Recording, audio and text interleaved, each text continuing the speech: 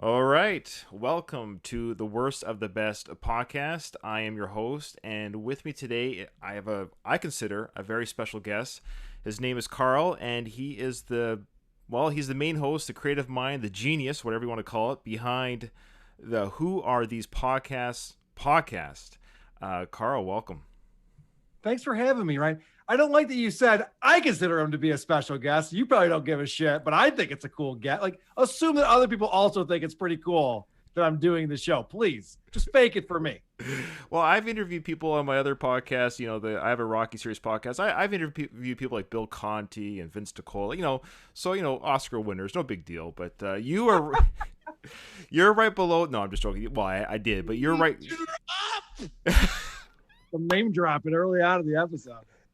Nice. Thank you so much for that. I am actually so honored you did that. Okay, I will say I'm gushing. Look, I'm blushing. This is terrible. I am gushing a little bit. I know you're not supposed to gush when you're talking to your people that you enjoy, but I'm gushing a little bit because I did discover your podcast by accident. I was on a podcast group on Facebook, and I was concerned because I do a lot of music on my podcast. I do like music reviews and stuff. Yeah. And I was like, oh, people are going on and saying, oh, you can't do music. There's copyrights and stuff. And I'm like, really? I'm a small time podcast. Who's going to come after me for my what, And so, anyways, they're saying, oh, I listened to a podcast. This guy was saying they do like other people's podcasts. They rip other people's, like, they take clips from podcasts and they do music clips. They've done it all. I'm like, who are these guys? I kind of want to see what they're doing to see if I'm anywhere close to what they're kind of doing. And it was your podcast. And so Nice. I'm a purist, so I started at the very beginning, and this was like 4 months ago, and I saw there's like 200 episodes. But after the first episode, Carl, I admit right away, I was legitimately laughing, and I am not an easy guy to make laugh. I'm one of those people. I'm a hard sell. Like when it comes to comedy, I don't. Yeah, you're funny, and you're good at what you do, and so I'm a little bit nervous because ironically, what you do on your show is you listen to other podcasts and you criticize, quite frankly, in a humorous way, in a roasting way, the good and the bad of their show. So this is kind of weirdly meta for me to have you on my show. So yeah. Well, Anyways, I'll tell what? you this. Relax. I'm on your side today. All right. So you can relax. All No right. worries. It's funny. I was on Chrissy Mayer's show last week, and she started off with a couple ad reads, and she kind of stumbled through them. And then she goes, I'm sorry. I'm nervous doing this in front of you. And I get it. We're pretty brutal to podcasters. It makes sense. Well, you are, and you're fair. That's the thing. And I think in all your criticisms is you're fair. I don't think you've ever said anything that I've heard that wasn't true, in my opinion. We exaggerate from time to time. I mean, I'm trying to find the funny angle on things, but that is true. If people do things well, I do say what they do well. Now, were you podcasting before? Did you do a podcast before? Who are these podcasts? No, who are these podcasts was my first endeavor. Boy, you just hit the ground running. Like, what was your experience for? I'm sure you've maybe mentioned your podcast, but after 200 episodes, I don't remember every detail of your life. Unlike some of the people in your Reddit. But what was your broadcast history or anything? Or I actually don't talk about my personal life on the show, which is one of the things that I take pride in. A lot of people talk a lot about themselves. It's like boring. All right, whatever. No, I didn't have any broadcast experience. I play in bands all my life, and I've been on the radio, like local radio shows, quite a bit to promote shows and albums and things like that. So I have that experience, but no, I didn't have any experience with doing a show or running a show. And in fact, when we first started out, Kevin and I did the show together. We recorded 3 or 4 episodes that we never released because we just wanted to see if we could get it to work. And we decided the first time through probably won't be the best. The second time's not great. The third time's not working. But eventually we did an episode where we both talked afterwards. I'm like, I think that's good enough, right? All right, yeah, we'll start putting these out then. And we banked a few and then launched it. was there any other titles you had for your podcast? Or was that the first one right away? That was the first one right away. I have a second pick that might have worked as well. Okay, what do you got? Why are these podcasts? Why are these podcasts is also a good question. Because that's the majority of all of them. There's only been a couple that you've legitimately enjoyed. Yeah, why is actually a question that I typically ask. Why does this exist? And the answer is usually narcissism or advertising revenue is usually the answer. Yeah, absolutely. Well, I have no look. Good news is I have no ad reads. I probably have Seamus-like numbers, but I'm not like him. I think I'm a little bit more self-aware than Seamus. But it's funny when you were ragging on Seamus's numbers, I was like, oof, maybe he won't come on the show. But I think I'm a little bit more I mean, self-aware. if you're doing 100 downloads in a week, that's pretty impressive, my friend. Oh wow, look at me. I'm rolling. My shameless numbers. I should be getting that anchor money pretty quickly here. Yeah, right. So as I usually do with the guests, if I have a guest host from another podcast, I never want to make sure that I'm a fan of the show. I don't say that lightly. I really am a fan of your show, and I want everyone to check you out. But yeah, stand by for your bandwidth. What was it? Stuttering John that said his bandwidth couldn't handle the downloads or something like that. Was that him? Oh, I don't remember. Yeah, somebody talking about how he was paying thousands of dollars in hosting fees. It's like, no, you're not. Yeah, that's right. It doesn't matter how many people download your show; it won't affect the bandwidth or whatever. So yeah, don't expect any spikes on your show with me. But what I like to do is I like to have the guest host pick the topic. Now I threw at you a couple of ideas because I know you're a music guy, so I thought, oh, maybe he wants to talk about a band or music. And then I know you're sick of talking about podcasts, but I haven't done that on my show, so I thought, well, maybe you would like to do the worst of the best podcasts. But you gave me a third option, which I haven't covered on the show, and that is Star Wars, the Star Wars films. Why Star Wars? Yeah, it's funny. At first, I thought music because I'm really into the bands that I'm really into. And then I thought, who the fuck would want to listen to me dive deep into a Ween album that came out in 1997? I can't imagine there's an audience for that. So I'm like, all right, I'm not. No, there is, but they're never going to find it. It's ridiculous. I mean, I like Primus. I like Ween. I like NoFX. Like, no one's going to listen to this. And I didn't think you would know what I was talking about. So I was thinking, well, it's got to be something a little bit more mainstream people can relate to. Because if we just talked about podcasts, chances are we're talking about shows no one's ever heard. Which is your show, though. But that's your show. That's exactly right. But what I do is I bring on clips and I introduce it and I break it down. This is more of like passing, oh, this show was good, this show wasn't good. So I thought, why not pick a topic that everyone knows? Everyone's seen these movies. They all have their own opinions on it. Thought it would make more sense. And I'm a huge Star Wars fan going back to obviously the original trilogy. So I thought that'd be a fun one. Agreed. Okay, no, I'm a Star Wars fan too. Not a fanatic in the sense I don't own any books. I don't have any comics. I don't have any plush toys or anything like that. I have a couple puzzles, if that counts. Same here. I like the movies. I'm not as big of a fan as I was when I was a little kid because it is made for little kids, but I enjoy it just the same. It really is. Now, you don't have to say your age, so you can just say I'd rather not say. But how old are you, if you don't mind saying? I'm 42. Okay, well, I'm 44. Okay, so we were raised that same atmosphere of the Star Wars when it was in its zenith. Okay, good. Okay, so let's first talk about our first memory of Star Wars. What was your first memory? What was the first thing you know about the films as a child? Well, I can remember distinctly when Return of the Jedi came out. I remember waiting in line at the movie theater to go see that. And I had my little action figures and we were waiting out there for 2 hours for the movie. And we just stood outside in this huge line. I don't think that type of thing exists anymore. Thank God. Now you have assigned and stuff. You can just go when the movie starts and watch it.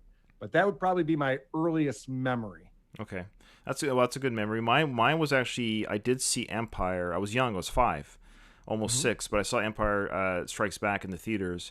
And my first memory, though, of Star Wars was actually the toys. I remember my friend having the toys. I was just like, it was almost seeing those toys as a kid. Even as a kid back then, I knew that was really special. There was something special or different about these toys, and you had to be rich. So I never owned one Star Wars toy. Not ever. My friends had them. A couple friends had them. And my first film I saw was Empire in the theater. And I think it might have been the first Star Wars film I saw was Empire. And I'll just never forget the Darth Vader scene when at the dinner table. Darth Vader sitting at the dinner table. He stops Han Solo's gunshot. And I remember being a young kid thinking, okay, well, that's it. You can't kill this guy. And that was my first movie. Yeah, that was my first movie experience. Like, you can't kill this guy with a gun. How are you going to deal with this guy? Yeah. So it's a pretty badass movie, Empire Strikes Back. I remember seeing the original A New Hope in a drive-in, but barely. I was very, very young when we did that. But there was some special screening they had at a drive-in theater. The action figures, I know what you mean. They were really cool, and your buddy had the Millennium Falcon, or you had the AT-ATs or something. But G.I. Joes were so much better because you could move all of their limbs and their knees and everything like that. I don't know. G.I. Joes were better action figures than Star Wars were. But that's not what this is about. It can be. Let's change of topic. G.I. Joe. One of the things I hate is tangents on podcasts. So I'm okay. Right now. I got to write that down. Tangents, Roger. Okay, so And yeah, I'm guilty of that sometimes. No, I should explain I probably have a few first time listeners because of your audience. So I will say what we do on the show is we don't pick the best. It's very easy to say, hey, Star Wars is the best, or GI Joe's the best, or Weezer's the best, or whatever. Or Ween, sorry, is it Ween or Weezer? I can't remember. Who did you say? Ween, yeah. I don't know who they are. That's terrible. See, I told you. That's why I didn't choose that. That would have sucked. That's fair. So what we do is we pick the best of list from bands, artists, films, franchises. But every list, no matter what the list is, we're going to have a pick that independent of each other that we think is the worst of that best. And so Star Wars, how that works is you would have to be living under a rock pulp culturally to consider Star Wars not one of the best franchises ever made. Whether you like it or not, it's what it's done financially, worldwide influence, theme parks, books, merchandise. Is there a franchise bigger than Star Wars? You could maybe argue Harry Potter or some of these more modern ones, but as far as the longevity goes, starting in the late 70s and still going strong today, I don't know that you could find another one. Okay, so that's what we're doing. So what we do is we're going to pick the worst film from this 9-film franchise. And Carl, you said you didn't want to do the 2 standalone films, so let's just touch on them briefly. What were your overall thoughts on Solo and Rogue? I thought Rogue One is one of the best Star Wars films. It's made for adults. It was fun. It was good. There were some hokey things in there, but the fact that, a spoiler, everyone dies in the end was awesome. It wasn't Star Wars-esque, and I was surprised Disney put that out, because as soon as Disney bought Lucasfilms and the rights to Star Wars, I was very concerned about it being Disneyified, and that's why Rogue One, I think people were excited about that movie. Solo is just a fun romp. It's not a good movie, but if you go in there with low expectations, I had the lowest expectations. I didn't go see it in the theater. I waited till it came out and I could stream it, and I thought it was fun. I've watched it once, you know. Yeah, I've watched it once as well. I saw it in Guam, I think. I'm in the Navy, and we did a port visit in Guam, and it was in subtitles, but still in English, but the movie itself was in subtitles. Same idea. It's like, I got nothing else to do in Guam, so I'll go see Solo. But like you had low expectations. I left thinking, oh, I wouldn't mind seeing a part 2 to this. I kind of wanted to see more of the story, almost like a Mandalorian type story. I think that it's too bad it didn't do well, because I think it still could have had a fun story to tell. It did so poorly that they put all the other projects on hold. They were going to do Ewan McGregor as Obi-Wan Kenobi, which would be awesome because Ewan McGregor is great as Obi-Wan. That got put on hold. There were some other projects too. I can't remember what they were. But yeah, that movie tanked so bad that Disney was like, oh shit, we can't just keep popping these out every year and expect people to go to this. We got to take our time with it. Now, I kind of echo your feelings about Rogue One. I know Rogue One is so well loved by a lot of people, maybe because of its more mature nature. But the thing that threw me off the most about it was right at the very beginning. I forget the guy's name. I apologize. The Latino actor. I forget the name of his character. But we weren't even going to talk about this. I don't know. I didn't do any research on it. I don't know either. But he shot that guy in the alley. He shot that guy in the alley. Remember? Yeah. And that threw me off. It's like, wait a minute, who's this guy? Did he just murder somebody? So I was thrown off by his character the whole movie. I don't know why, but it put me on a track. I was like, I don't know if I like these characters. So when they died at the end, I was like, good, he's a murderer. I don't know. Yeah, that's true. The character development in that movie was not good. I didn't care. That's probably why they killed everyone off, because you didn't really care about any of the people. No, but apparently they're doing a prequel about that guy. Okay. So here we go. We're going to start off with we're going to do what...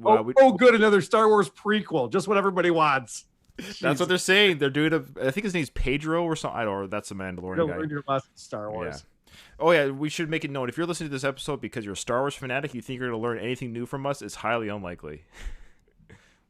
Yeah. Also, I want to point out to you, because you said you want to have some new listeners based on me being on the show. I think so. You should treat every episode as if someone's listening for the first time. I agree. That's another little tip from a podcaster to a podcaster. I do that, and I do agree with that. Yeah. Yeah, and no, I appreciate that. Any tips you want to throw my way as we're going to say, hey, Ryan, maybe you should... I know. I haven't held back so far, so don't worry about that. Okay. All right. All right, so New Hope, and originally when it came out, it was just called Star Wars. It wasn't retitled The New Hope until a sequel was made. And what I've done here, Carl and listeners, is I've inflated with today's ticket prices for the box office to indicate just how big these films are. So if these tickets were sold today, it gives you an idea of how much box office draw these films would be. So New Hope came out in 1977, or Star Wars. It only had a budget of today's budget of $45 million, and it made $3.1 billion. Yeah, is that international too, or is that Yeah, just worldwide. worldwide? Yeah, and you got to think Lucas had directed what American Graffiti. And that He was THX. not, yeah, he was not like a big shot guy. Harrison Ford was an unknown at the time. There were not, Alec Guinness was probably the only guy in there who's been in other movies that people Yeah. knew about. So it was not a big budget movie. And they took a chance. They took a chance on that one. And some of the early edits and early cuts of it were terrible. Yeah. I've seen some of the footage of that where this was the original scene. I was like, oh, they put a lot of work in the edit room to make this a good movie. Right. Yeah, it's an interesting first film because if you watch it knowing that Luke and Leia are brother and sister, it's kind of weird because we know. I don't think they had that figured out at the time. No, they didn't. I don't think they did. I think that's my non-fanatic theory that I don't think George really had an idea that they're brother and sister till part 2. So yeah, I saw part two is even weirder though. In what way? That's where they kiss. Well, I know, but no, they kissed in part 1, didn't they? No, they kiss on Hoth, and they do it, and she does it to make Han jealous. That's right. Listen, I don't want to get too deep into this. I already sound like a nerd. Too late. Well, we got to say something that's correct. Okay. So yeah, overall, this movie, it's the original, it's the OG, and I'm blown away by how much it made. When I did the adjustment for inflation, it's this third or fourth highest grossing movie of all time. I think Gone with the Wind is number 1. I can't remember what the other ones are. So it still stands today as for ticket sales, the biggest, one of the top 5 movies of all time. Well, let's talk about why it was so groundbreaking. There were 2 main things, and this movie is phenomenal. There's 2 main reasons why Star Wars took off the way that it did.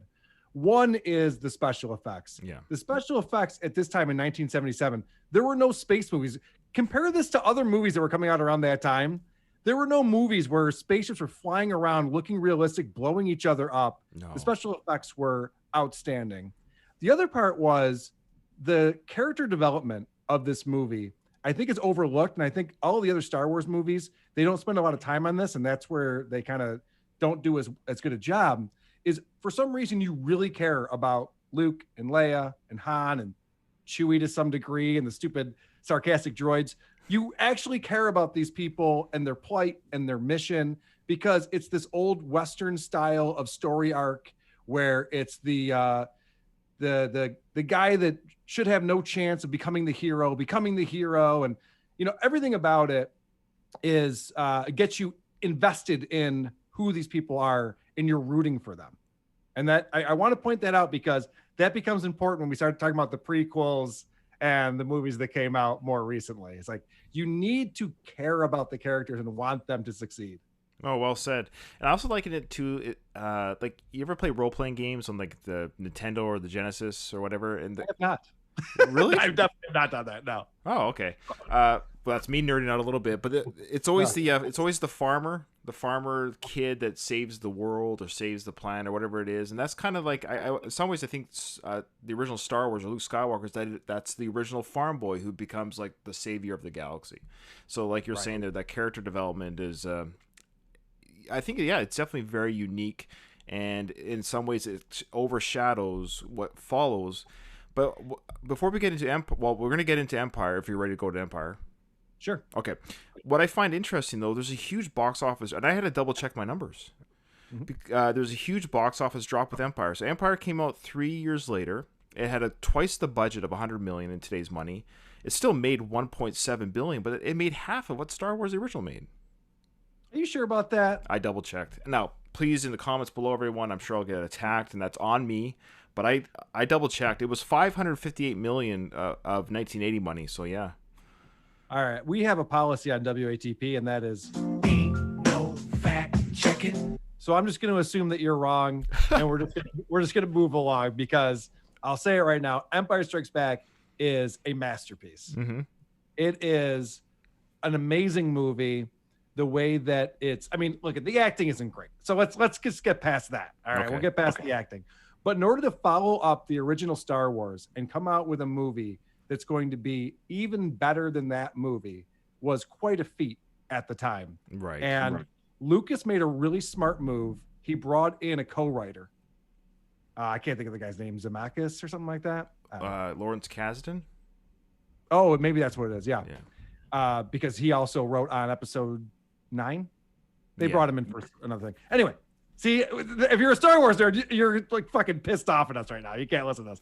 But that was a really smart move because Lucas had a vision, but he wasn't the best with writing dialogue. He wasn't the best with plot twists and how to create a compelling story. And Empire Strikes Back was definitely just the story arc, and everything about it was different than Star Wars and just brought you even more involved with the characters. And obviously it ends on a cliffhanger and things are not going well for our heroes. It's a perfect movie number 2. I agree. I think I will honestly say no hot takes here. Empire is the best of all the Star Wars films. It has the darker edge. The bad guys are winning. It's a true middle act. Like even though there's an ending to the film, the story is really not over. It's one of those early sequels in the 80s where we were writing movies with the intention of we are going to have a third film whether you like it or not. Like this movie is going to have more. We have more to tell, and I don't think movies were doing it back then like that. I don't know. I don't know how that worked. I mean, it seems like a lot of the movies, like Jaws was never meant to have a Jaws 2 or a Jaws 3D or. That's what I mean. Like they had sequels because they were successful at the box office, but this was one of the first films was like, no, now we've got a real story to tell. Yes, for sure. And of course, there's the big reveal with the Luke is the son of Darth Vader. And we didn't even talk about how Darth Vader was maybe the best movie villain ever. When Star Wars came out, that was another thing that made that movie is you have this movie villain that's fucking awesome. And the guy's badass. He murders people who work for him. He's just so badass. And now you find out this big reveal. Oh, Luke is the hero that was made to be the hero. This is his father. And, people our age don't appreciate that because we've always known that our entire lives. That's like it's no spoiler anymore. But at the time, that was a big deal that happened in the movie. There's actually a clip on YouTube where you can actually somehow someone got an early audio recording or video recording. But it's of the reveal of Luke. I'm your father. No, I am your father. Whatever the Mandela quote is, I can't remember now. It's been changed. But there's an audience reaction. It's pretty cool to watch. It's on YouTube and to get a real live like, oh my goodness, that reveal. What I also like about Empire, is that the dark edge to it, the character development, the heroes aren't winning. Luke gets his arm cut off. It's the theme that continues from part 1. The limbs, everyone people get limbs chopped off. I think in every film. Is that have you know? Oh yeah, that's a good point. I never thought of that. I don't know what it is about George Lucas and limbs, but he always has arms getting chopped off. So that was my first experience of Star Wars in the big screen, and double check. I'm telling you guys, double check those numbers. But Return of the Jedi comes out in '83, and they lowered the budget on this one. Funny enough, it actually was $77 million compared to $100 million on Empire, and it made even less again, $1.1 billion, which is weird because usually, if the movie previous is well received both critically and commercially, the people will come to. I bet you Return had a huge, what do you call it, opening weekend. But I think word of mouth may have diminished some of the returns over the following weekend. So the $1.1 billion is nothing to laugh at with a $77 million budget. Are you talking about all time though for these box offices? Okay, so these are adjusted for inflation. Reboots and stuff. No, but obviously they put out the special editions in the theaters later. Are you including that in this as well? Yeah, and yes I am. And they didn't make that much more. It was like 150 to 200 million some of the re-releases, but yes, this is overall they're running the theater whatever edition. That could be skewing this too. If we were looking at these numbers in 1985, they might all be very similar to each other. But now over time, the original Star Wars has gotten a lot more box office just for various reasons. Maybe, I don't know. I'm just throwing it out there. I don't know. Oh no, that could be part of the numbers. Yeah. What are your thoughts on Return? So Return of the Jedi is obviously weaker than Empire Strikes Back. The major flaw that everybody knows about are the teddy bears and the fact that the teddy bears save the day. It kind of cheapens the whole thing because you have this guy with the Force going up against this, the Empire was so powerful, and you had Darth Vader and you had all of these, all of their spaceships and a new Death Star, and now these stupid Ewoks save the day, and it's still a great movie. Yeah, Still a great movie. I'm hearing myself. I'm hearing myself back on your end. I think I don't know if it's I'm talking too hot in the mic. Did that just start happening? Like last 2 minutes. I haven't changed anything. I don't know if it's. I'm coming through on yours a little bit, but you don't hear me. No, I don't hear any echo or anything like that. Okay. If you want, I can leave and come back in. Do you think that might? See if that does. Yeah, just try that. Yeah. Okay. Be right back.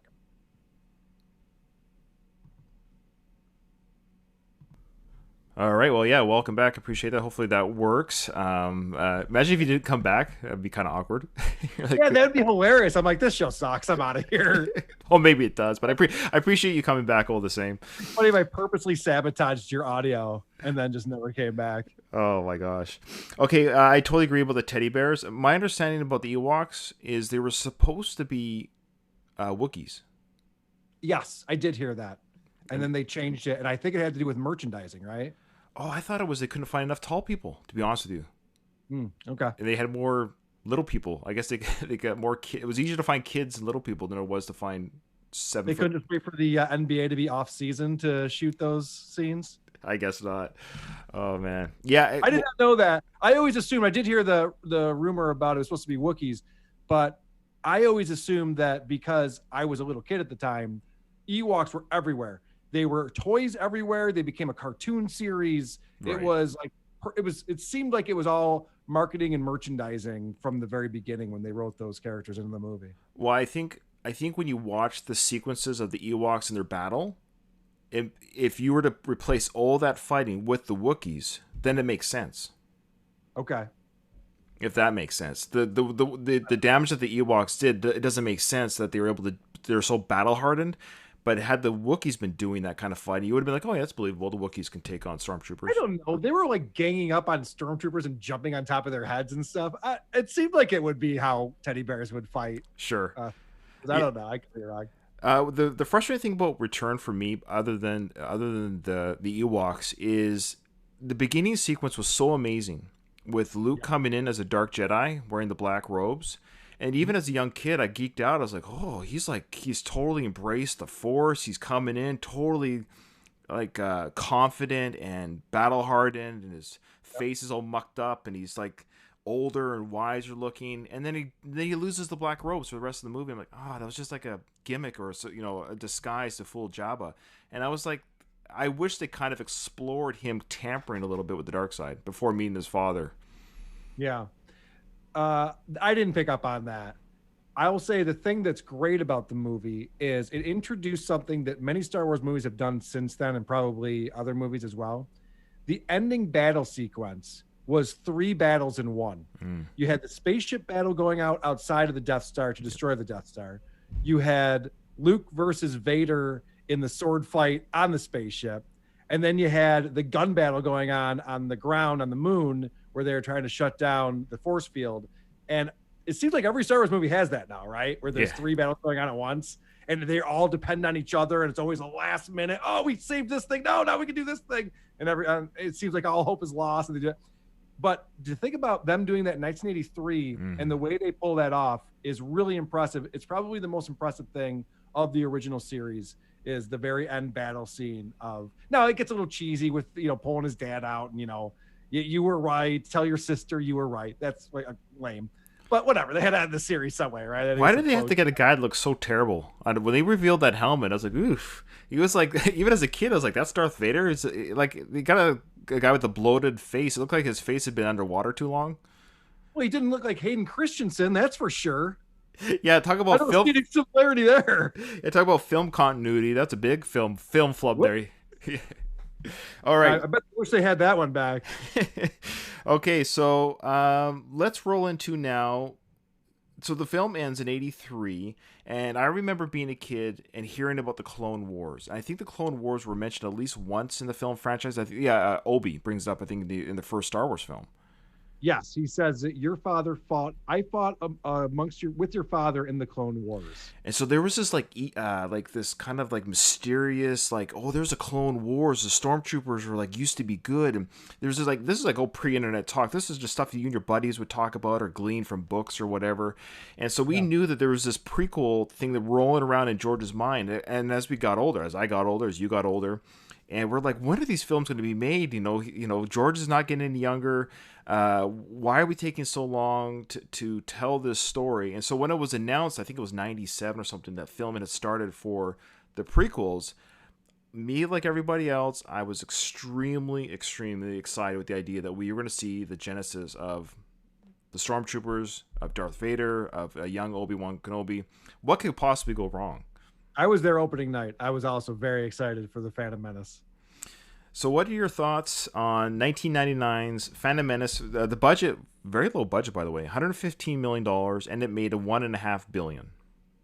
Yeah, I'm not surprised the budget was low because it's all a cartoon. It was all really shitty CGI. And it's sad because the original series used a lot of claymation and animation and models, and they really had to do it before computers, and they pulled it off. Somehow these movies look worse. You got Jar Jar Binks. Jar Jar Binks looks worse than Pete's Dragon from 1979. It's like it's so cheesy with the cartoons that are in the movie. I remember going to see that, and my brother, who's a huge Star Wars fan, him and I, we walk out of the theater, and I look at him just like, oh man, what did they do? Right. I was so disappointed. My brother still had adrenaline. He's like, no, it was pretty good. It's pretty good. Obviously, he's come around and realized that it's a pile of crap. This movie sucked because there is well, first off, the little kid who plays Darth Vader, what's his name? Anakin. The little kid who plays Anakin Skywalker is the world's worst actor. He's terrible. Yeah, what's his name again? Like Lloyd something? I can't remember. And the dialogue sucks and everything. But they spend an hour on Tatooine, this desert planet, doing just about nothing. Like, we're following these people around, and it all builds up to this pod race that's so boring. The whole thing, that whole section of it, I'm like, holy shit. This should have been edited down to 15 minutes. Let's get this kid off of this planet. Let's move on with the story. And it just took forever. No, I totally agree. In fact, I have a quick treatment. I'll entertain it with you if you don't mind. Really quick for that trilogy. I think they should have done the taking the boy from the planet, getting him to the Jedi Council or to the school or whatever. That should have been 15 minutes. Yeah. Grab the boy. We've got him. Sure. He's met Yoda. I sense the dark side in this kid. And then part one would have been like Hogwarts School. It would have been watching him montage train with the Jedi. Can you imagine if we actually got to see Jedi classes? What a missed opportunity. Yep. Yeah, I totally agree. Because the whole thing about the original Star Wars was we used to have all these Jedi, and now you're the last one, and you're our only hope, and you got to do this for us. And this idea that, oh, now we can see them in action. What are they actually doing to control the galaxy and keep order? So you could have had that. You could have had them going out on missions and different issues to come up. And there was very little of that. I mean, yeah, I think Yoda goes off. I can't remember which movie it is. Well, I totally agree with the mission, because they could have ended part one with him. So Anakin being like 18 years old, graduating with his Jedi master, and they go on a mission. And that mission could have been hunting down and tracking down Darth Maul. And that would have been perfect. Darth Maul is causing chaos. They're given the order, go take care of Darth Maul, and that's the end of part one. Part two can still be the Clone Wars, but at the end of part two, so the first half of part two is the Clone Wars. The second half is Anakin's fall into the dark side completely after the Clone War, and then they have that fight. So that's actually the end of part two. Part three should have been, this is as geeky as I get. Okay, part three is this was my title for it, The Rise of Vader, and part three would have been, finally we get to see, why is this guy so feared? Why is he so dangerous? What kind of chaos did he cause that the rebellions even formed what they formed? We get to see kind of his mayhem that he creates, and then at the end of part three, because it leads into A New Hope, the end of part three would have been this is, indulge me. So the end of part three would have been Luke as an 8 or 9 year old boy. He's on the farm with his uncle, and he's working out in the dusty field. the wind blows and he covers his eyes like this, or wipes his eyes, and he sees this shadowy figure, and it's Obi looking over, and then he kind of rubs his eyes again, and the guy's gone, and then that's it. That's cue the credits. We know that he's being watched by Obi. And then the next movie would have been A New Hope. That would have been better continuity. I agree with you. Wow, you have it all figured out. Well, I've had years. I want to back up on one thing, sure, because please. I do want to point this out, and we don't have to spend a lot of time on the prequels. They're terrible. But I will say Darth Maul was another missed opportunity. Everyone was geeked about this guy. He was a badass looking devil character. Oh, and then they made up the word Sith in these things, which never existed. They keep making up shit about the Force in every movie. Like, it does new things, and now it's in your bloodstream, and now all of a sudden you have Siths versus Jedi. Like, that was never a thing. Whatever. So you have Darth Maul, who has, I think, like 7 lines in the whole movie, of even that. And he's not speaking them either. It's a different actor. Well, who cares? So is Darth Vader. The point is this: no character development. Right. So this is the problem with the prequels, is that you know what these people are going to become. The only person you even care about is really Obi-Wan, because you already like Obi-Wan, and Ewan McGregor does a great job with that character. But you don't care about anybody else. And Darth Maul could have been like that villain that you're, like you said, like, build up this villain and have him be a badass. Instead, they just chop him in half before he has 3 lines. And it's like, oh, all right, well, there goes that. What's next? Okay. It is so weird that yeah, I think that's probably the frustrating thing about the Phantom Menace overall, is that they had some great ideas that weren't executed, or they weren't dragged. Here's an opportunity to drag something out. I know they'll say no, leave on a high note, or wanting more a little bit, but they gave us such a great character with such little screen time. It was a wasted opportunity. Absolutely. Darth Maul is the coolest bad guy. And again, Lucas, he's terrible at dialogue, and the story where we got into the Galactic Senate, I don't know if that's what it's called, but it was way too much politics and way too much, like, I'm watching a filibuster in real time. Like, who cares? Like, we should be shooting each other in space in our spaceships. That's what this movie franchise is. It's amazing that kids even stayed awake during some of those galactic meetings. Is like, holy smoke! I'm a full grown adult. I'm kind of, what are we doing? Spices? I'm not sure what's happening here. Trade routes? Like, what are we talking about? I know. It got a little too up its own ass. All right, so then episode 2. Can I move the show along now? Do you mind? No, do it. Go ahead. Episode 2, I will sum up very quickly for us both. Okay. You have the world's worst actor in Hayden Christensen, and poor Natalie Portman, who had to try to work off of him. We're trying to show their romance blossoming, and it is so poorly executed. There is no way Natalie Portman, who's like the hottest chick in these movies, would be attracted to this guy in any way. He's such a raging asshole. He has no redeeming qualities. And the whole time you're watching these two in their little love affair, it's just like, this is stupid. This doesn't even make sense. This guy's just a douchebag. Why does she like this guy? She's a princess. And what's with the little rat tail? The rat tail that he has on the side of his head?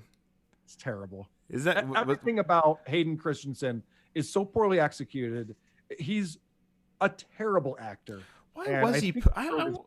Like, this is a major studio. This is a major film, and I'm not like, I don't work in this industry, obviously, but I wonder why it's so hard just to find someone that can act.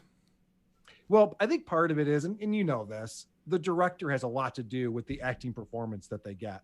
These movies were poorly directed. They're poorly acted, poorly written, and poorly directed. Then that's a good point. So I guess we give credit to, I mean, you're right. You look at somebody like Quentin Tarantino and what he pulls out of his actors. I don't know if you're a Quentin Tarantino fan. And John Travolta's not a good actor, and we all loved him in Pulp Fiction. That guy sucks. Yeah, exactly. So yeah. To be fair, I guess to be fair to the actors, yeah. But it's interesting. I don't know if you watch sports, but I always feel this way about sports sometimes. Is like, how much of it is the player and how much of it is the coach? So are we giving enough credit to who are we giving credit to sometimes in these victories? Because you would just think a good player is a good player, a good actor is a good actor, no matter what they're given. But I guess the director does have that pull. I guess editing too, editors and what have you. So yeah. Well, so that's where, again, Ewan McGregor is the shining light in all of these prequels, because he actually pulls it off despite having nothing to work with around him. That's true. It is not an easy gig that he has to make these movies interesting at all. He does a pretty good job with it. Agreed. Okay, so I think we're ready to move on to Revenge of the Sith. I think this one is generally. Attack of the Clones. Big drop off from Phantom. So it only made 887. Did not break the $1 billion mark. It is the lowest grossing Star Wars film of all 9 by 2 to 400 million. So I think word of mouth destroyed this film. No, what destroyed that film was a Phantom Menace, because nobody cared about it now. They're like, oh, this new franchise fucking sucks. So they've lost a lot of people with that first movie. Yeah, and I think that will play into the newer trilogy as well. Because they did get rid of Jar Jar Binks though. They did make one good decision. They're like, people hate Jar Jar Binks. Let's get him out of the movie. And Jar Jar's just like, I'm not going to go on the mission this time. And I was like, all right, good idea. All right, so Revenge of the Sith comes out. And the biggest, again, it kind of ties into my my treatment. Revenge of the Sith, what it suffered from, despite it did rebound a little bit. I think most people kind of agree it's the best of the 3 because it went back to that dark side. It ends on a dark note. It's even that I will say with Anakin getting injured in that fire sequence, it's brutal. Like watching somebody get burnt alive, it's pretty intense. It was the first one to have a PG-13 rating, I think, because of that. Yeah, that movie, that end sequence was great. That movie sucks, but it is the best of the 3. And to say it's the best of those movies, not a compliment. Sure, that's fair. Not even in the slightest. So again, it made 1.1 billion. So it did. I think a lot of people were just curious to see how Vader would be masked because we saw in the trailer, the teaser trailer, that we were going to see Vader in his full outfit. So I think a lot of people came, but I was probably. This is why I left the theater disappointed, almost more disappointed, because I was like, oh, he did but we didn't see him do anything. Right. And that's why Rogue One was awesome, because now here's Vader before we were introduced to Vader. We start to see, some of the cool shit that he's up to. Yeah. And that was another missed opportunity. So overall, the prequels, some good ideas, some interesting sequences, but a lot of missed opportunities that we can't go back to. The prequels are garbage. And people... if you've never seen Star Wars, the question is, you just start at 1 and go through 9. And the answer is always never watch 1, 2, and 3. Never, ever do it. If you were introduced to Star Wars, you said start at number 1. Would you watch the other 8 movies? I wouldn't. But people have, though. There are people in our, because we're old, right? There are people in their 18, 19, 20-year-olds who were raised watching these in order. That's stupid. You should never do that. That's a bad decision right there. All right, so now let's jump ahead a little bit. 2015's Force Awakens, $278 million budget, and it shot out of the gate with a $2.2 billion box office. What are your thoughts on Disney's Force Awakens? So I was skeptical, obviously. After seeing the prequels and seeing that Disney had taken over the franchise, I wasn't sure. So I didn't have high expectations. And I think that's a really important thing with all entertainment that you go to see. Depending on your expectations, you might think something that's not very good was pretty good. I thoroughly enjoyed this movie. I thought that they pulled off what was very difficult to do, which was breathing life back into Star Wars and rebooting it the way that we remembered. Now, the way they did it was by stealing the entire storyline of episode 4. They just said, that worked. Let's just do that again. So it's the exact same storyline, but the thing that they did with that was good is they got you back invested in the characters. The prequels, I never cared about any of the fucking characters. I did not give a shit. And that was the whole thing about the original series. So then episode 7, they introduced Rey and Finn and Kylo Ren and Poe. And all of a sudden you're like, okay, I can get behind these people. I'm interested. They did a nice job with the character development of Rey. And you're sitting there at the end of the movie going, I'm rooting for these people. I want them to win. Right. No, I agree. We'll get it. I think for part 1 of a trilogy, yes, it's a very strong opener. It looks good. It sounds good. The costumes, the CGI, the J.J. Abrams crushed it. You want to talk about directing being very important. J.J. Abrams, I think he wrote and directed it, right? Yes. Yeah, he killed it. Yeah, so I totally agree that out of the gate, it had an amazing. Here's the thing: it's set up for some amazing storylines that didn't quite come out for the other 2 films, i.e., Finn. Like the idea that a stormtrooper goes rogue. What a great idea! Don't hold that against this movie, because Rian Johnson, is that the guy's name who wrote episode 8? Yeah. He's the one who fucked it all up. This was not JJ's fault. Okay, we'll get there. Episode 7 was good. Okay. But I agree with you. They set it up so that the next two could be outstanding. So, so this is interesting though, because Ray, I was neutral about. I was like, I'm not too sure. I know it's not partly because she's the female protagonist, and I admit there's a part of me, maybe the old misogynistic part of me watching movies for decades, having the male lead like the Luke Skywalker. So it's hard to watch a female be the lead, but she won me. Her and Kylo Ren, Adam Driver. Their characters, as each movie progressed, I end up liking more and more. So retroactively watching part 7 again, I like the Rey character. I think she's fantastic. I think she did a great job in it. It was just first, I admit it was hard at first to be like, okay, we're watching the female lead take this film, but she did an amazing job. I didn't mind having a female lead on it. I thought that she played it well, especially like meeting BB-8, and you did like it was endearing at first. My problem with Rey and throughout the rest of the series is that she's always crying. Every scene, she's like teary-eyed. Like, all right, man up. You're the star of this. Let's go. What are you doing? Fair enough. And well, yeah, that's I guess what Did she cry a lot? She does. It's crazy. Go back and watch any scene, and she's like crying. Like, Jesus Christ. Is that why they hired her? Because she can cry? Maybe. I will say also the killing of spoiler. Yeah, the killing of Han Solo was it was pretty. It was tough to like. Oh, that's a big character of my childhood just killed so haphazardly from his son. That was a good moment. There's a lot of good moments in that. Overall, probably. If it wasn't for nostalgic purposes, you could say that at this point, The Force Awakens is the best of the films. I think almost, like if you were to watch these completely out of the womb, not ever seen them before, I wonder how many people would like The Force Awakens the most if you watch these in chronological order. Well, The Force Awakens has that J.J. Abrams. I never cared about Star Trek, but when J.J. Abrams rebooted that, I was like, oh, these are good movies. Yeah. Because of the pace of them. And The Force Awakens is very different as far as the pace. We said Empire was the best of the original series.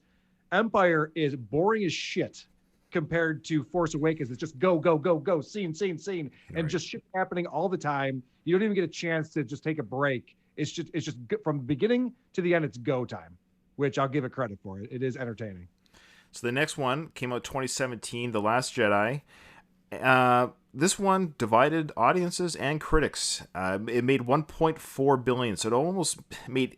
Well, what's the math on that? Like 500 million less than The Force Awakens. I think that was word of mouth on this one. I think it's easy to say it's the worst one. Maybe that's your feelings. I think it might be.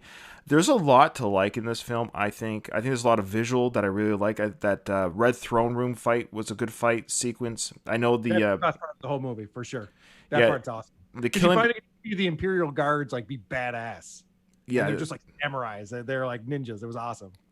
But I wonder. The Snoke was so stupid though. This guy's all powerful and all knowing, and he allows him to be stabbed by his own lightsaber just like that. Like, come on, dude. How is that? That's so poorly written. That's such a cop out when you're writing a movie to build up this character. Like, what is this guy's backstory? What's he going to be like? And then he just gets killed in the like for no reason, like so easily. Like, oh, okay, well, I guess none of that mattered. It was weird, and I wonder why Rian Johnson. My understanding was he was given free reign. Like you would think there would be some sort of like, no, we have an end goal in mind here. Like, we want to give you creative, like, you watch the Harry Potter films, of course. I don't know if you enjoyed them. Oh, okay. Well, I forget the guy's name, but he's this Mexican director, Alfonso or something. But he's got a very unique visual style, and that's what the Harry Potter films did. They have an overall arc, but each director added their own how they film films, but they didn't stray from the story. And I don't know why they. First though, right? I mean, so Harry Potter already did have an end or was going to. Yeah, fair enough. But you think this one they didn't have it written. No, but you think they would have an overall arc, that there's still the end game that we're going to. So it's weird. Like Luke throws a lightsaber over his shoulder, everything gets changed, the scripts get burnt. Snoke dies. It's almost like Rian Johnson in his own way, kind of just told Star Wars fans, haha, screw you. I'm going to be.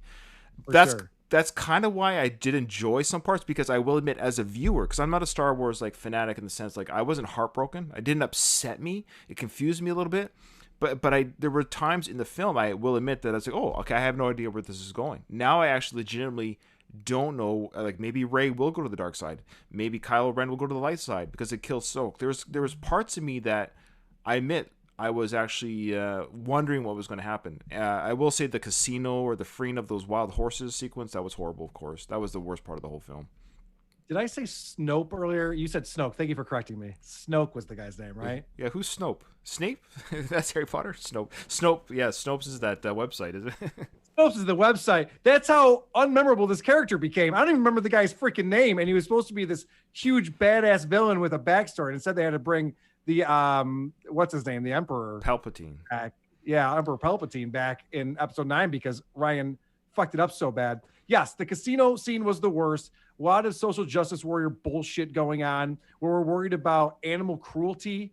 Meanwhile, entire planets are being blown up and that animal's getting whipped. Like, can we put this in perspective? What are we doing? Also, they destroyed Finn's character. So now we don't give a shit about Finn because he was just going to leave anyway. He was horrible. You have this Rose character who is just, you can't even argue the fact that she's the worst.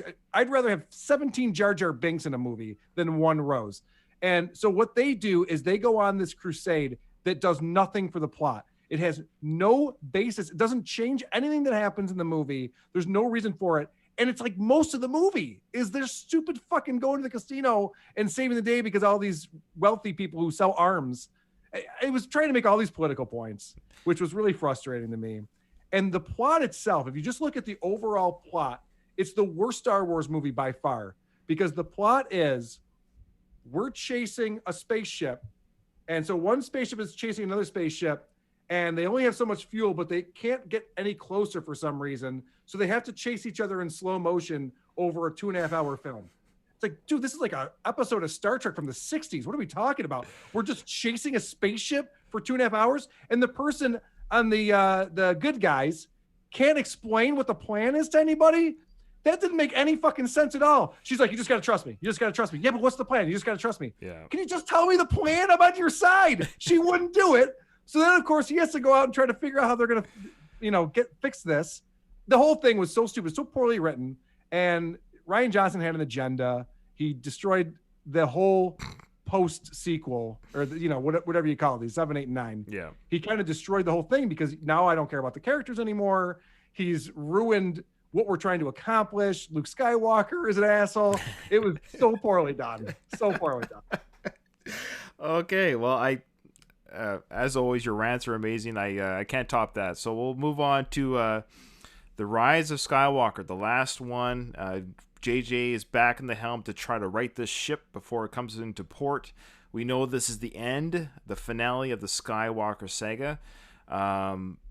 What are your overall thoughts on The Rise 2019? And it actually made, here's the thing, it actually made less than Jedi. Last Jedi. It made $1.1 billion. Okay. I mean, that might change over time. We'll see. We'll Sure. see what happens if they continue to reboot it and stuff. So I will say that they did two things in this movie, JJ did, to let the fans know that we fucked up and we're fixing them. Right. The first one was Luke Skywalker almost looks into the camera and says, I was wrong, which is hilarious because he's pretty much saying, we're sorry that Rian Johnson fucked this character up. We're bringing him back. We apologize. Luke Skywalker says, I was wrong. Like, okay, let's just throw out everything that happened, which was based all around him in episode 8. Great. The second thing was Rose is going to go out on the mission with them. And, Finn's like, Rose, you going to come? She goes, I have to stay back and do computer programming. And it's like, okay, sounds good. See you. I was like, yes, thank you. They Jar Jar Binks to Rose and they made up for Luke Skywalker, which were very important things to do to bring Star Wars fans back into the fold. So I think that whatever J.J. Abrams had to clean up, and he had a lot of work to do, I think he did a very good job of bringing it back to what should have been this whole series, the trilogy. It should have been more like episode 7 than what episode 8 tried to steer everything away from. So he fixed it to the best that he could, right? Well, you're right. My biggest complaint, and I know they just can't do this. I don't know why they can't, but my biggest complaint is I didn't want. We knew that Kylo would redeem himself, but I didn't necessarily want him to. And I kind of wish they would be brave enough to let Rey go to the dark side. If they're brave enough to have her be the female lead, Be brave enough to make a female go bad. Why is it that she couldn't go bad? Why couldn't Kylo be redeemed and she goes to the dark side? So I thought that's where Last Jedi was going to go. That they would flip on us. Maybe be brave enough. I wonder why they. Is there a reason why they just won't be brave enough to say that one character just won't be redeemed? Because they just did the Darth Vader thing again. So I don't know why they couldn't just say. I don't know. So you might know this better than I do. I heard that they had a lot of problems with the ending of that movie and that they changed the script a few times and had to go back and reshoot it a few times. I think they rushed the movie out because they had to hit some deadline. So I think that eventually, I think they probably tested it. They probably tested it with audiences, and audiences just want the easy, you know, the bad guy redeems himself and the hero saves the day and everything's good at the end, because it was like a cop out the way that the whole thing ended. It was too perfect. And that especially because you got the Emperor has all of these Star Destroyers. He's got thousands of Star Destroyers just stashed away on a planet. This is insane. So you have all these Star Destroyers, and then for some reason, because of the formation they're in, they're not allowed to shoot at you. It's like, well, then what's the point of having Star Destroyers? They're just sitting there. That was like, it was cool looking. It was neat, but there were some flaws with the plot in this one. It was a little weird. It's that classic, when the main villain dies, nothing else works. Like everything's connected. Right. Yeah, like everything somehow is connected to his ability in the Force. So okay, the Star Destroyers crumble and collapse. It's a classic magical evil force. You take care of the main bad guy, everything that's under his control collapses. Lord of the Rings did it. All these big movies do it. Yeah. Right. Their space force should have destroyed the rebellion force that came in. Yes, easily. It shouldn't have even been a contest. But that's the whole thing. It's the underdogs and the underdogs winning, and that's what we loved about the original Star Wars movie, was that these were just a ragtag group of rebels who decided that they didn't care for dictatorship. Governor Cuomo, you're next. And so they decided to fight against it, and were victorious in that. But yeah, this movie was overall really good, super fast paced, tons of shit happening. Almost every single scene, if it was an original Star Wars movie, that would have been the main scene in the movie. Right. Almost every scene was like a crazy, like, whoa, that just said, whoa, that just said, whoa. And plus the other thing too is the odds of all these things happening for the rebellion, like they never should have pulled any of these things off. No. Every single thing was like 1,000,000 to 1 shot, and they just kept doing it over and over and over again.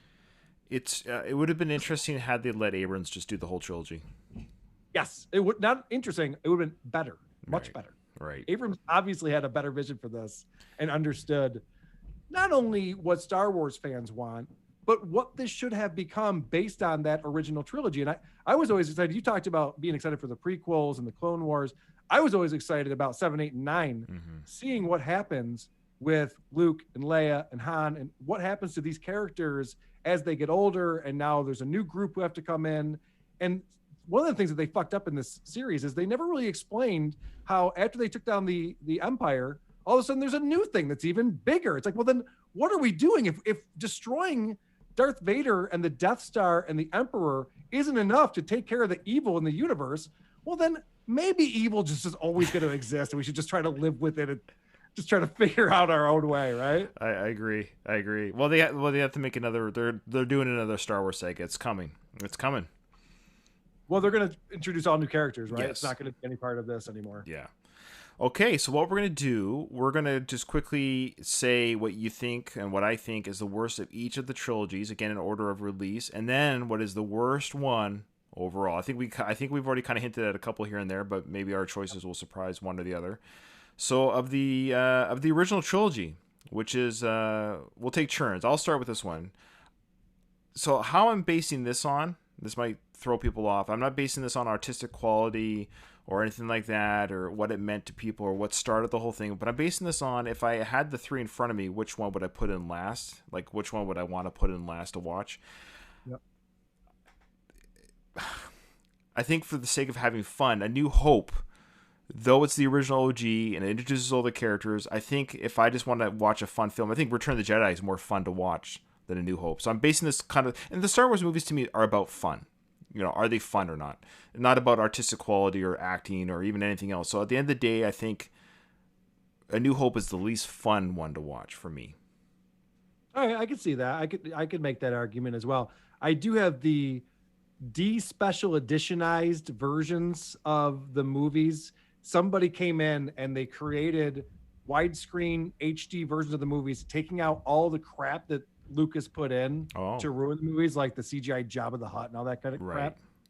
And I was able to get all three. The only two I grabbed were episodes 4 and 5. So for me, Return of the Jedi is the worst of the original. I'm not trying to be a hot take. I was leaning towards that, but it's just no. You made a good point. Okay, I appreciate your rationale, and I agree with you. That's the slowest of the movies, and it's probably Return of the Jedi is better in a lot of ways. Yep, I understand. All right, so now the prequels. Which one of the three for you? Obviously, Phantom Menace, and it's not even close. Phantom Menace is a hot pile of shit. Agreed. I think we talked about Tatooine. We didn't really talk about Jar Jar Binks, which is just hot garbage. And there's so much just dialogue. Everything in that movie is the opposite of a Star Wars movie. They're just trying to explain what's going on with politics. And it's like, oh my God, I don't care. Yeah, and I also like how George Lucas was racially sensitive with all of his characters as well. Yeah. All right. Lastly, for the newest trilogy, I think we might differ on this. What is your least favorite? Are you fucking kidding me? Come on. You can't say. All right. I mean, you know what my answer is. Go ahead. Let's hear your rationale. Oh, man. I'm not trying to be a hot take. It's just I didn't quite say it as much because I wanted to do the reveal here, but I actually quite enjoy Last Jedi. I really do. Wow. Yeah, I really quite do. It actually makes me feel the most emotional of the three. Maybe because it's so different. Maybe because it's angering. I'll give you that. Yeah, that's an emotion, right? Anger. I think it's because my experience going into the film. I heard all the terrible reviews. So I went in this with completely, this movie is horrible, but I've seen every Star Wars movie in the theater. I couldn't break tradition despite what people were saying. I didn't know why they were saying what they were saying. So I went in like, oh, this movie's going to suck.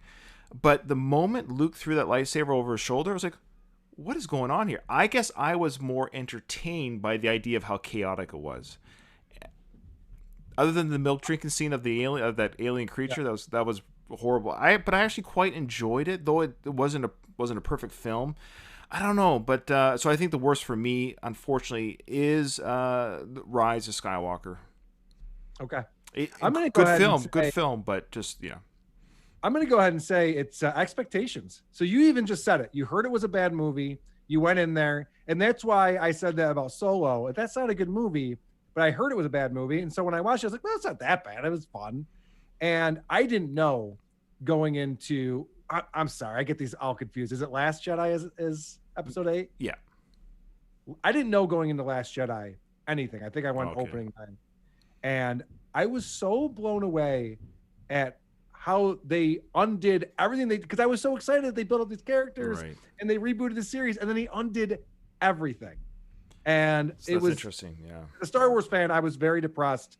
And I knew I was going to go see the final episode to see what J.J. Abrams was going to do. But now I have low expectations because now I don't care about these characters anymore. So while I enjoyed it, it's not as if I was like, oh my gosh, I need Rey to come through. Like at this point, I'm like, whatever. Finn's a piece of shit. I don't care about Poe. Rey can go eat a dick. So yeah, it definitely changed how I felt about the final trilogy. Yeah, so I think I'm going off first time viewing experience for sure, because the Last Jedi, the reason why it was, of all the films of the last three, it was the one that kept me wondering. I actually didn't know where we're going. So as a movie goer, I was like, oh, actually, I'm legitimately wondering what's going to happen next. Whereas with Rise of Skywalker, I was like we talked about, nothing brave happened. And so maybe I appreciate a little bit of being a little bit brave, a little bit cavalier with the franchise. It actually excited me a little bit, even if it wasn't executed the way people wanted it to. The fact that I left wondering, or left thinking I had no idea that was going to happen. As a Star Wars watcher for all these years, it was the first time I left thinking that was different. All right, this is your show, and I hate to do this, but I'm going to prove you wrong. Okay? We talked about how stupid it is that the Force has new powers every single movie. Sure. This one is the worst one of that. For some reason, Luke is able to transport himself, but he's actually a hologram. He's like Tupac, Luke. He's able to transport himself by levitating on his planet, and he goes and he fights the bad guys, and they can't kill him, but he can kill them. And then because he does that, he dies, which is what happens when you do that. Like all of this was just brand new bullshit that they just made up. It was amazing. And it was so stupid. That was, and you want to talk about not knowing what's going to happen next. You're right, because it was so convoluted. Sure. Also, that was the movie where Princess Leia became Superman. How do you overlook that shit? You don't. Princess Leia's out in space. A human being does not survive in outer space. I know there's a lot of problems with science when it comes to Star Wars, but she doesn't survive in outer space. And then she turns into Superman, puts her arms out, and flies into a spaceship. Like, holy shit, that's stupid. As soon as that scene happened, I'm like, oh, this movie's fucking bonkers. I don't know who greenlit this. I just maybe sorry, I love it. No, everything you're saying is correct. Everything you're saying is correct, but it didn't. But it didn't elicit that emotional response. To me, it was like, okay, here we go. It's a Monty Python Star Wars. Here we go. What have we got? What's Yeah. I guess I just enjoyed the chaos that it was. Yeah, my fandom of the films is such that I wasn't emotionally affected by it, but I guess I was a little bit excited that it was so different. Maybe, I don't know. All right, so overall, I guess we probably both agree on the worst Star Wars film. Maybe not. Actually, maybe we don't. So for me, the worst. Not, because we only agreed on one so far. That's true, actually. Yeah. So for me, the worst one of all three franchises is the Phantom Menace. Totally agree. The Phantom Menace, all it had to do was be mediocre, and Star Wars would have continued to thrive. It almost destroyed Star Wars. It got really close to ruining Star Wars. Yeah. And it is a terrible movie for many more reasons than we've even talked about. Right, of course. Well, it's things that everyone knows anyways. That's the thing. Everyone knows the reasons, but yeah. Yeah, that's we don't often with my guest hosts agree with the picks, but I think this one was a pretty obvious overall. It's a no-brainer though. Holy shit. If only Lucas, first of all, he shouldn't have written and directed it, but if only he had waited for CGI to get better. That was one of the big problems. You have like everything is a cartoon in this movie, and it looks so terrible. And all you needed was another like 10 years or so, and it would have looked amazing. But in his mind's eye, in ours in 1999, that's what he was waiting for. He felt it was that was the time to do it. That's what he said. Where I've now waited till CGI can do what I want to do. So in his mind's eye, he thought this is as good as it gets. Terminator 2 looked better than that movie. And what year did that come out? 91. 94? 91? Yeah, that's crazy. All right. Well, that's it. So thank you so much, Carl, for coming on the show. It really was a pleasure. It was an honor. Thank you for directing the show too. Overall, how did it go? What's some other pointers you can give me? This is your job, so you got any pointers for me? Yeah, not enough drops. What are you doing, man? You got to have a soundboard and start hitting some. No, I'm just kidding. I thought about. It's funny. I thought about that, but no. The thing about drops, I've listened to some podcasts that try to attempt it. It's a talent within itself, because you can't just make sound effects for sound effects' sake. It doesn't work. I've heard it on podcasts where it doesn't work. I will say your name drop one is one of my favorite ones. So thank you for using that on me. That was actually quite funny. You're welcome. You know, rather than ask me my opinion, I think that we should ask Bonnie McFarlane what she thinks about it. It's boring as shit. Well, she might not be a Star Wars fan, though. So that's true. That's true. Thank you, Bonnie. I've enjoyed it, Ryan. I enjoy bitching and moaning about Star Wars because I spent so many hours of my life watching these films and being outraged by the ones that suck and entertained by the ones that are good. So thank you for having me on so we could do this today. And do you want to just plug your own show and any projects you want to the listeners of my show, where they can find you? Who Are These Podcasts? You can find in any of your favorite podcasting apps, or you can go to whoarethese.com, and that's where you can find the show, but also links to our Patreon, our YouTube, our subreddit, our Discord server, Twitter, all the places where people are talking about Who Are These Podcasts. Also, I host a show called The Creep Off. The Creep Off is a true crime podcast about creeps, by creeps, and for creeps. And basically, it's a contest show where the listeners are involved. Vinny Paulino and I each bring a creep every week that we present as the creepiest creep. And then the listeners, based on our arguments, get to decide, go to our website and vote. And we keep score. And then when you lose, you have to spin a wheel of consequences. And so it's a lot of fun. There's a lot more interaction with the audience on that one. So check out thecreepoff.com and whoarethese.com. I wanted to ask. Thank you, Carl. That's great. Thank you. And I wanted to ask before you leave. It's amazing. You have a Discord channel and a Reddit channel, which you did not create either of those things, correct? Correct. Yep. So you have fans do that for you, and there's huge activity. What's if you don't mind, just what's the overall feeling that this community has been created around something that you've created? What like? And it's also interesting that people tear you apart within the Reddit and the Discord channel. What's your overall feeling on the? Not as much as I would have thought, to be honest with you. Okay. No, it's amazing. Growing up an Opie and Anthony fan and being a part of that Reddit, I was more of a lurker than someone who participated. But the shows that I liked always had communities like that. And people, and I'd love to like listen to an episode and think like, what do other people think about this? And be able to go in and see the conversation that's going on around it and see if they agree with me. So that part of it is amazing because now I can do a show and get instant feedback and see, like we just did a show a couple of weeks ago that was very controversial because of the guest host that I had on. Yes. And just to see Discord and Reddit and Twitter blow up over this and all the controversy that it sparked makes it a lot of fun. All right. Well, hopefully I don't get torn up too badly in the Reddit or the Discord because I am going to post the show here. But it's been a real pleasure, Carl, to meet you and to have you on the show. Ryan, I'll tell you this: if you do get torn up, it's because they actually give a shit. Oh, okay. So it's not the worst thing when they ignore you. That's really the worst thing that could happen. Well, it's par for the course. Either way, it's win-win, I guess. That's right. All right. Thank you so much, Carl. And I hope to talk to you again. Thanks for having me, Ryan. You bet. Take care. Am I actually going to leave now, or do we just end the show? Well, let me just stop recording. I just want to do a proper